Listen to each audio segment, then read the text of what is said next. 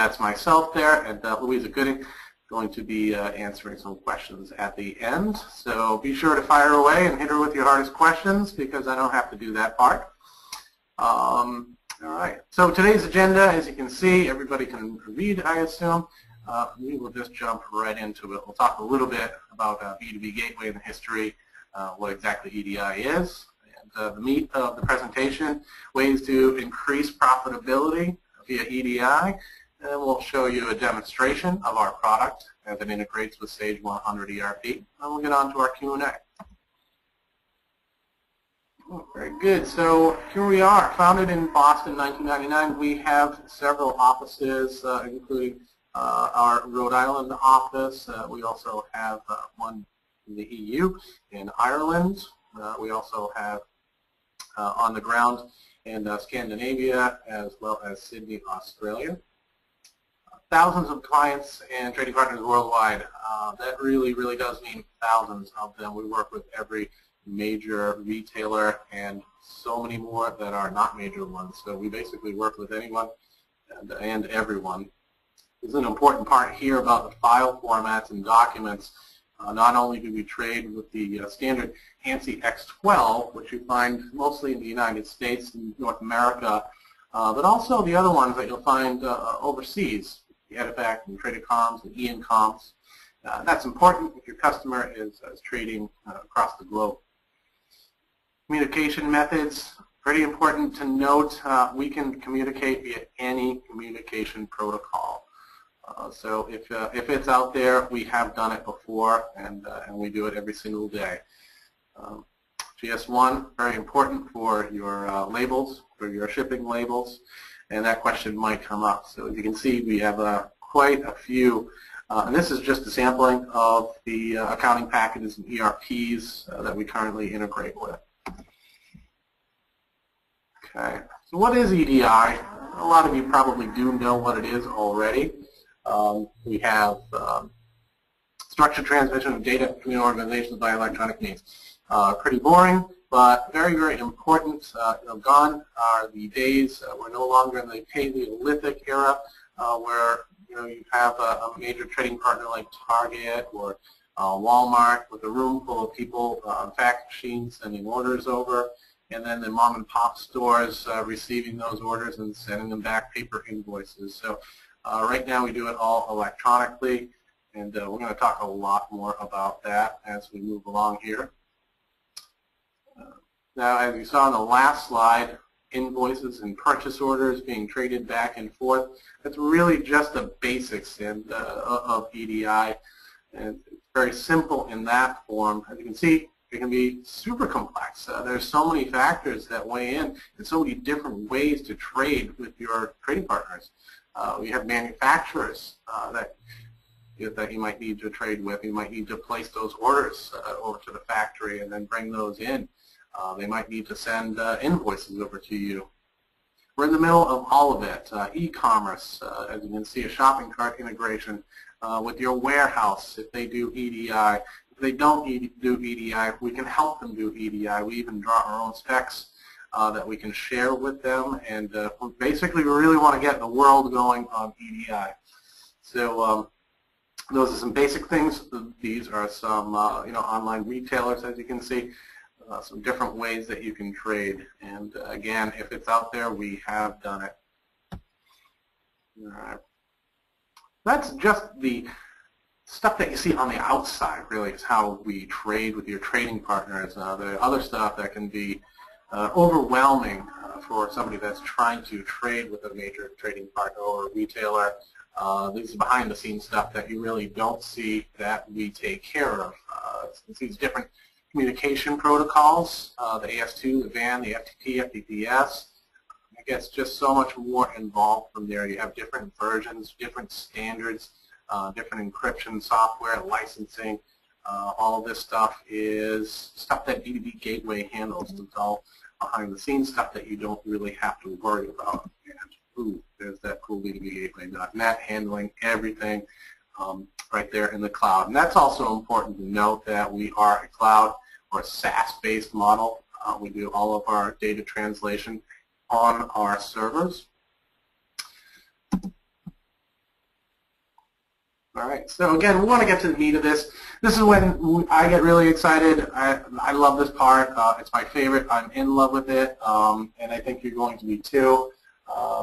This is kind of like where we bring sexy back to EDI. I'm not the biggest Justin Timberlake fan, but I think it applies here.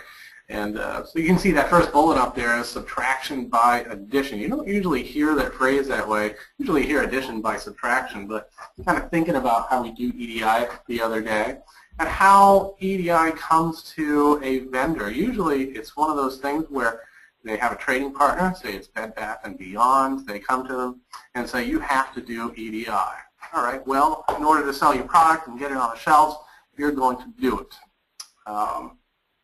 But the subtraction part, now, what exactly is that? And what do you have to add? Well, we have a lot of companies that come to us in a different way, and they want to increase their profitability just by adding EDI, and this is a great selling point for EDI. But we have to explain to them that you're adding a cost to your, to the bottom line, but you're going to be subtracting a whole bunch of other things that I'll be able to point out point for point a little bit later in the presentation. So basically, we're adding a cost. We're adding EDI. It's going to be, the cost of doing EDI. But when you subtract everything else, the manual labor, all the errors that come with it, and then possible chargebacks with it, you're going to see that it's going to cost you a lot more money to not do EDI. So we'll talk about those a little bit. Excuse me. So we get paid faster. How does that happen exactly? Well, it's pretty simple. If you are not doing EDI, trading paper invoices, it takes a long time. It takes somebody sending the EDI invoice out and creating it in the system, sending it out, and then just sending it over to the trading partner, usually by mail. And then the person on the other end, usually the trading partner, has to receive that, open up the mail, enter it into their system, make sure it's correct, and then finally send that check out, and then that goes by mail too. So this takes a long time. It's going to also improve the cash flow balances. You're going to see that getting that invoice out to your trading partner, having them input it into the system, getting that check back to you via EDI. You can also do the 820 document, which is the remittance advice. So it really improves the books. You can see exactly what's on the books, what you've been paid for, what you haven't been paid for, and it helps you really reconcile the lines in your business. We have a client in the industrial and automotive sector. They had been doing that exact same thing. They had been going with EDI lack of EDI, doing with paper. They switched operations over to us and literally reduced their payment cycle from 8 weeks to 5 days. I mean, that's a significant change in workflow, and it's a significant improvement in the overall procedure or process of doing business in general. So that's one thing. That's a big one. Again, that to me is the best. I mean, and all of our clients, they see this, and they finally get used to doing EDI. They can't believe it. Here we have the boring slide alert. I'm sure you're all laughing hysterically.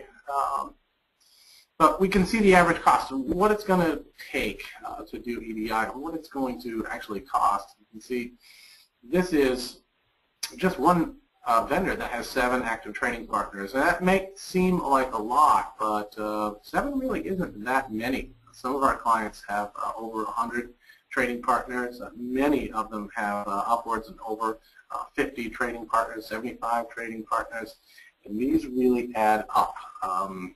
You've got 800, and this is an average. We took one of our smaller clients that had 800 each of the purchase orders, invoices, as you can see, the advanced ship notices, and the purchase order acknowledgments. And that's really not a lot of documents if you consider that there are over 300 plus EDI documents that are used today. I mean, that's a ton. Now, of course, not any vendor is going to use all 310. but we see many trading partners that are requiring many different EDI transaction sets, upwards of 10. And then there are versions of those separate EDI documents. So it can really get, you can have a lot more documents than this. So as you add documents, you're going to see exactly the savings is kind of multiplied. So as you can see right here, we've got a vendor bill that comes to 116931 over 6 months, average of $194.89 a month. If that seems like a lot, let's take a look at what we have here. Slide alert number 2. I apologize for the dryness of this, but I'm going to try to keep it fun and again informative. And this is the slide that I really want to, I want to go Beyonce on. I just want to put a ring on this one. I love it. I mean, it costs you so much to do it in-house. And that, by the way, when I say you, I mean you or your clients. I know we have a different, kind of diverse group that's on the line here. So we're going to assume 3,200 total documents per month, 1 employee per document. So you're going to need 4. And again, this is just a case study off of only 4 documents that are being traded. Again, we have many vendors that are using many more documents than this. So you can kind of do the math in your head and and extrapolate some of those values yourself. But for simplicity's sake, we're going to take and $15 an hour, by the way, I think that's poverty level. I'm not sure, so 10 documents an hour. And this is just an average that we took, 80 hours per document. So that's 2 full work weeks. We have to add in some other things. As you can see down the bottom, we've come up with Inhouse EDI at $4,800 and employee benefits at $750. That doesn't include a whole lot of other things. We took about 5% manual entry error. And we're kind of saying that's on the best day you're going to have about 5%. On a real bad day, I don't know, maybe Jane came in or Joe came in, his dog got loose that morning and took off, and then he was late for work, and then he got a ticket on the way. Joe and Jane not happy this morning. They're going to come in and they're going to be screwing up orders, or maybe they're just not focusing. So 5% manual is a really a low end.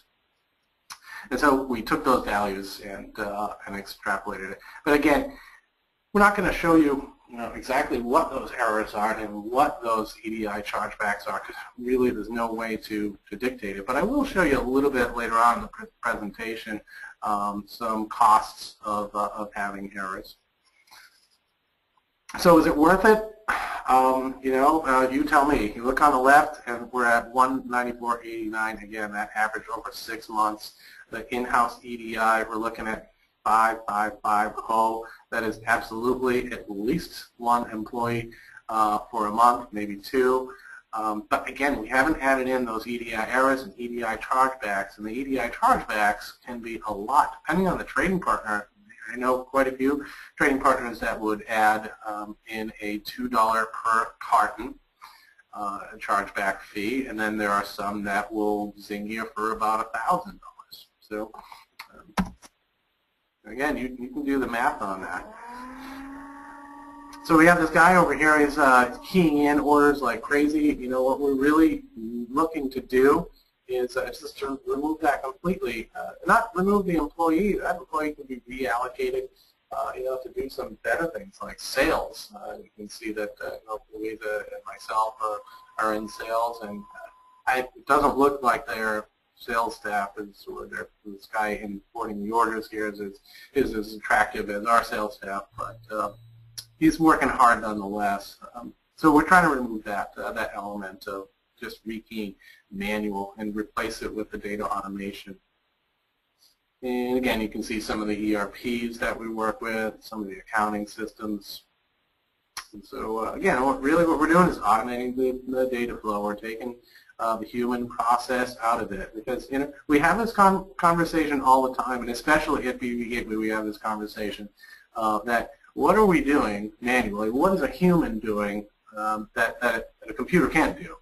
And usually we come up with one or two things as we get better, because we're constantly trying to improve ourselves, and we're trying to use that same philosophy of automate everything that we possibly can and get the errors out of there.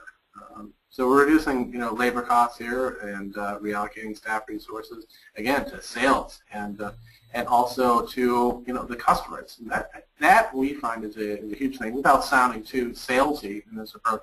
But we really do pride ourselves on our support model, and we don't have a help desk.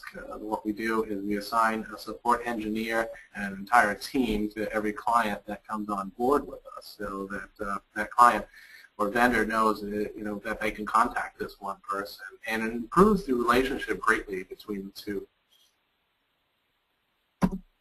Helps to add that stickiness. I'm sure you all are familiar with that. It's a big industry term there. So we're going to show a little bit of a flow path here of how it works. It might be a little bit nebular to you guys, so I'm just going to show you some basics here. We have our trading partner, or retailer, Bed Bath & Beyond here up on the upper left, and in the middle, again, in the cloud, SaaS model operation is where we are, and then we have our end user using the Sage 100 ERP. So we're just going to show one flow. This is really, again, the basics, the bare bones of it. Purchase order is going from Bed Bath through our network. We do the data translation, send that as an import file into the Sage 100 ERP system. Now this can be all automated, by the way. Our EDI Connect tool allows you to set a box or check a box that says just import orders automatically. So that means Bed Bath sends the orders at 2:30 in the morning. The accounts person gets into the office at 8 a.m. or 7, depending on if they're a go-getter or not. And those orders are just sitting there in the Sage 100 ERP system as sales orders. So that person can start working right away on their day.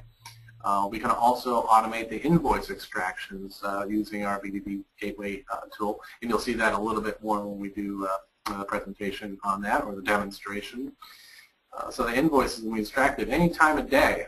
If you find that your business process ends at 5 p.m. or 6 p.m., we can start pulling those invoices out, send them over to Bed Bath & Beyond. I'm not sure exactly where the Beyond section is in Bed Bath, by the way. I've looked around, they kicked me out. So here we are again. We're going to look at a different way that it helps to do EDI, and it's with your warehouse or your 3PL, or third-party logistics. And don't worry about these terms, the 856 and 940 and 945. We could send you a glossary of these terms if you like that, or you can just refer to the bottom of the screen. That lets you know exactly what they are. So again, we have that sales order that went through our system, the purchase order that went through our system. B2B Gateway can then create that warehouse order to ship right off, or send right off to your warehouse. The warehouse advice comes back, basically says this is what we shipped, here's where it went, here's some tracking information on it, and that will go back into our system, and we can get that warehouse advice over to the Sage user as well. So it really helps to tighten the supply chain, as you can see. There's another way of doing it, which I referred to earlier, is getting a purchase order over to the manufacturer. And again, that's something that can be automated at B2B Gateway. That purchase order, it's all built off the purchase order. So we take it, we know what to do with it. We know the warehouse needs it. We know that we need some of those supplies to build this, this finished product. So that's how we're going to do it. Then we can get that invoice back from the manufacturer. If you follow that trail of the dotted line, manufacturer is, of course, going to want a little bit of dough for the product that they shipped over. So it's going to go back through the cloud, back to our servers, and right back over to the 100 ERP end user.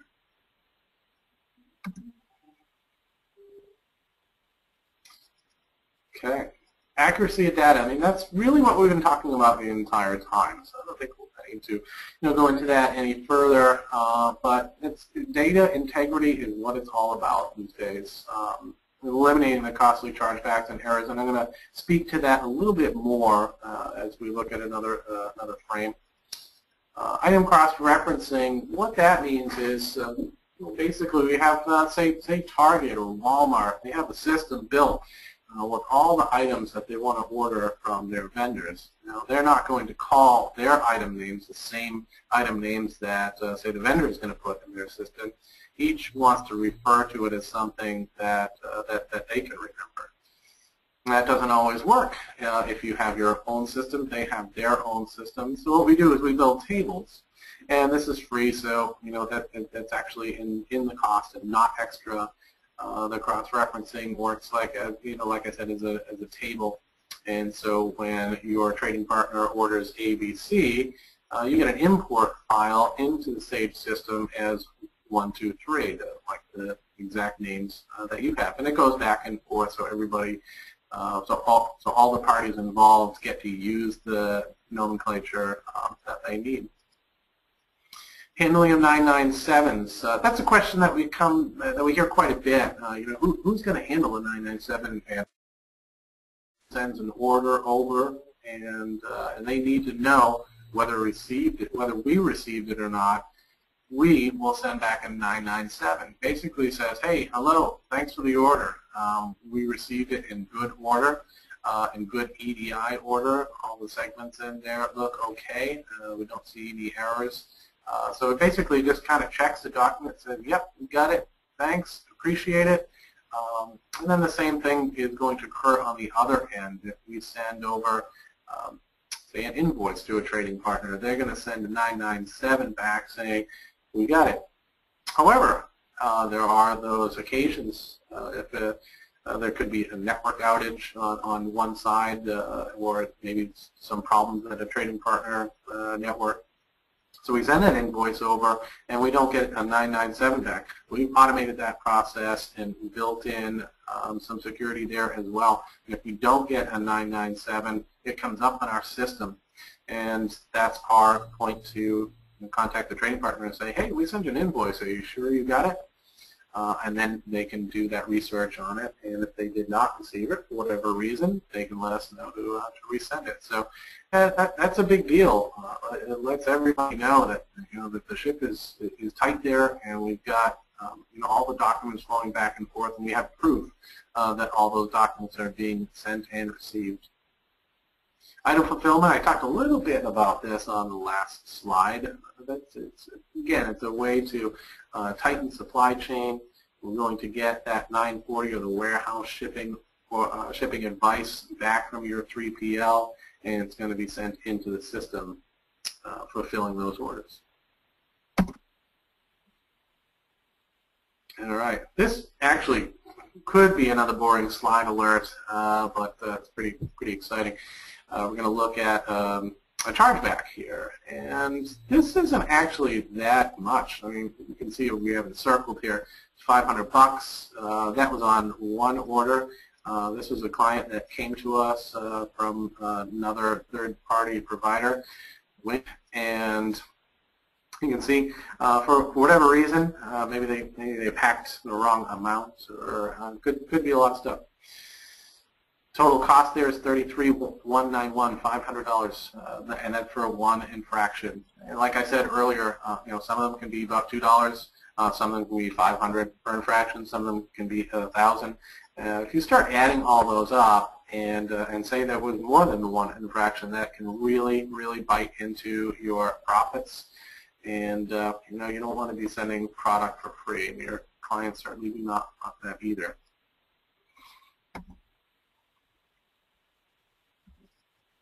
All right, so I think everybody kind of gets the point here that accuracy is critical. It's what we do. It's all we do here at B2B Gateway. Processing in real time. Some of you may be, wondering or posturing the question, how fast does this actually happen? Is this in a day? Is this in a week or 3 days? It generally takes one document less than a second to process in our system. So depending on the communication protocol that's sent, those also take about a second or less than a second, 5 seconds sometimes. If we're talking about an FTP system, we may be polling. We're generally looking about every minute for documents out of that system. So we take those, we pull them in, again, process them in about a second, and we're always looking to improve that time as well, getting it down under a second, because we have literally hundreds of thousands of dollars in transactions going through our servers every single day. So, okay, right, we're fast, we get it. But where it really comes into play is adding that visibility. Because when it's processing in real time, your clients, these vendors, they want to see it. They want to see what happened. So we're sending them documents. We're sending them, email notifications of what's happened. But we also built a client portal where we put all of those orders, invoices, and really any EDI document that is exchanged up on there, so they can see as it goes through. It gets posted to the website, and they can see, all right, great, our ASMs went through, great. So, a few other advantages: fewer stockouts, fewer canceled orders. If you're working via EDI, you're going to get that purchase order. It's going to go into your system. You're able to acknowledge that purchase order with a document called the 855. That's basically just a purchase order acknowledgement. It comes from the vendor and says, yeah, we have those. They're in stock, and we're gonna ship them. And that's another thing that we look to automate as well. We have many of our clients that have those items in stock all the time. They might even sell just one product. So we say, hey, do you want to automate that? We can automate the 855 and send it back to your trading partner for you, saying, yes, we accept this order, we're going to ship it, and ship it every single time. So again, it's more automation, less to do for the person that's working on those orders.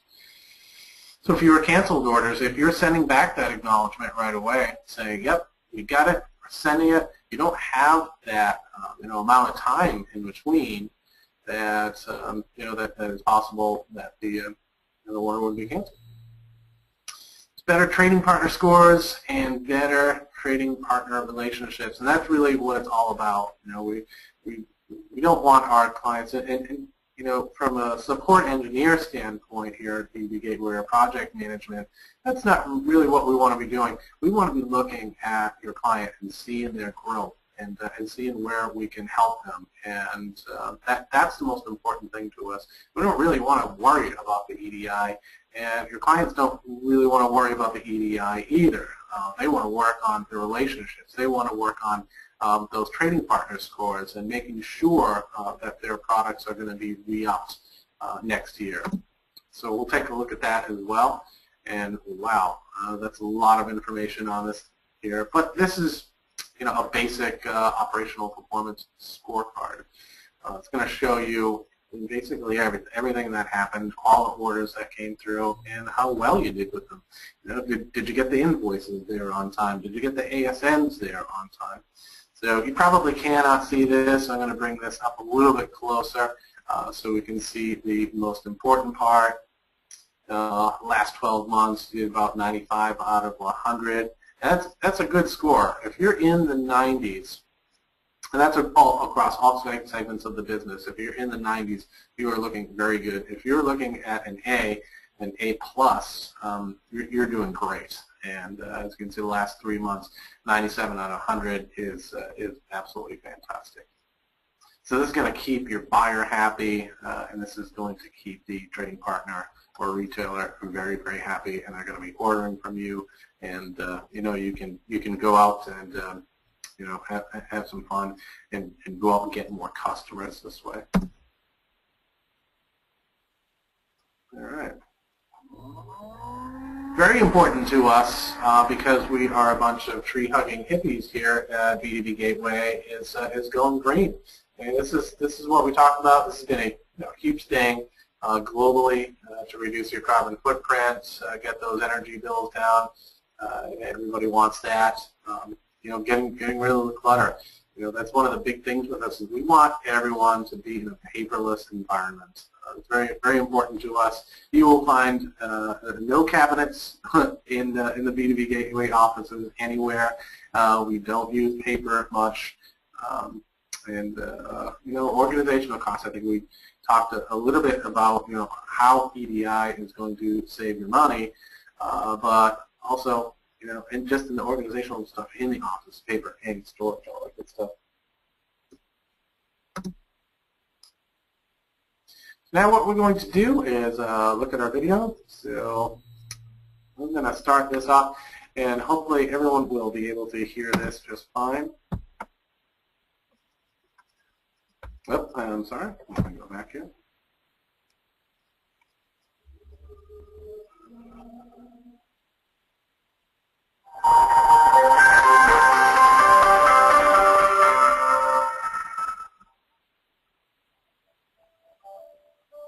Hello and welcome to B2B Gateway's demonstration of 100 Connect for Sage 100 ERP, formerly known as MAS 90 and MAS 200.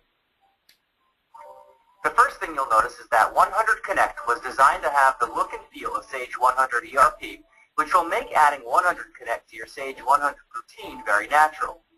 Starting on the Download EDI tab, click Download EDI from B2B. This will import any EDI documents you have waiting on B2B Gateway servers. Downloaded documents will be shown in the inbound EDI window on the right, and a preview of the selected EDI file will be shown in the inbound EDI detail window below.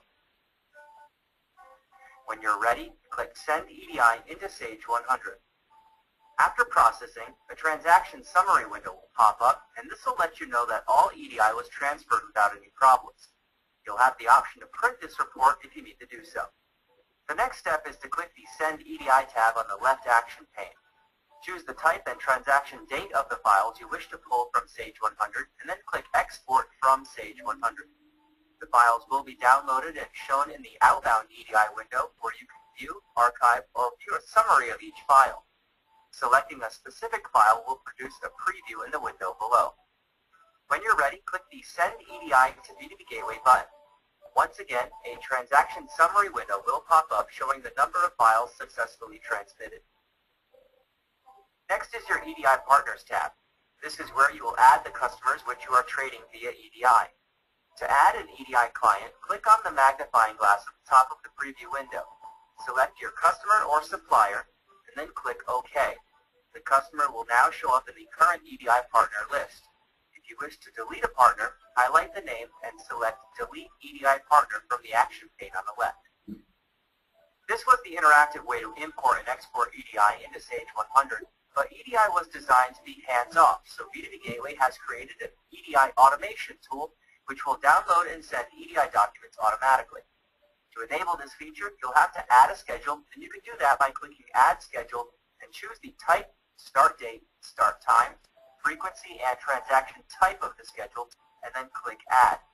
To enable the schedule you just created, all you have to do is click the checkbox at the top of the screen. This is essentially a set it and forget it feature. Two items we will not be covering on this demo are the Client Portal and Warehouse tabs. A separate video demonstration is available for each of these topics on our website. Finally, the System Settings tab will allow you to change your B2B Gateway and Sage usernames and passwords. You can also adjust your system log file settings here. When you're finished, click Save or Cancel on the bottom right. And that's all there is to it. Using B2BGateway.net's 100 Connect for Sage 100 is a simple, user-friendly system that'll help you to reduce your costs and errors, as well as speed up your cash cycle payment processes. For additional information, or if you have any questions, let us know by writing us an email or calling 401-491-9595. Thank you.